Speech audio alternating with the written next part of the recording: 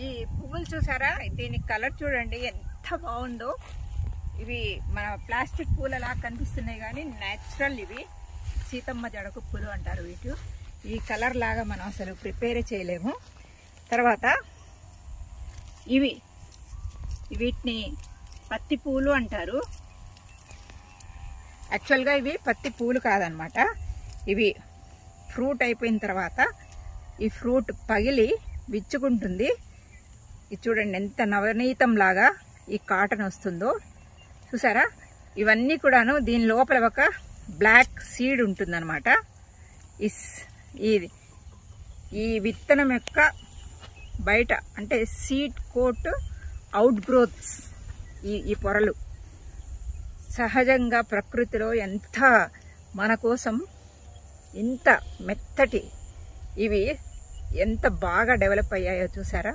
So ఈ సీడ్స్ని తీసేస్తే చూడండి దూది వెన్న ముద్దల కంటే ఇంకా మెత్తగా ఇవన్నీ అంటే చూడ్డానికి పువ్వులాగా ఉంది కాబట్టి దీన్ని పత్తి పూలు అంటారు. కానీ ఇవి ఈ ఫ్రూట్స్ ఏర్పడిన తర్వాత విత్తనాల యొక్క అవుట్ గ్రోత్స్ ఇవన్నీ కూడాను ఎంత సహజ సిద్ధమైన ప్రకృతి వరాలు మనకు ఇవన్నీ కూడాను. భూమి చూస్తే ఇంత గట్టిది. దీని నుండి డెవలప్ అయిన ఈ పూలు చూస్తే ఇంత నవనీతం.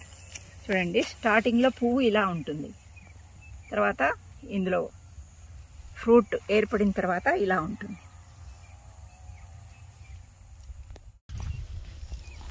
ఇది పుష్పము, తర్వాత ఇది ఫలం ఫ్రూట్.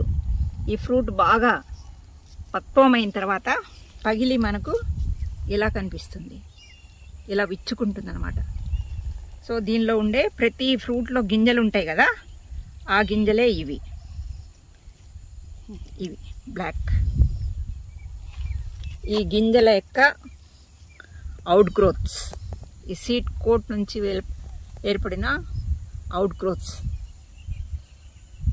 ఎంత మంచి ప్రకృతి వరాలు అంటే ఇవి. వీటి నుంచి మనం చీరలు ఇవన్నీ కూడాను డెవలప్ చేసుకుంటాము, దారాలు అన్నీ. ఇందులో చాలా పాలిస్టర్ మిక్స్ చేసేస్తారు. సహజ సిద్ధంగా ఉంటే చూడండి ఎంత నవనీతం లాగా ఉన్నదో.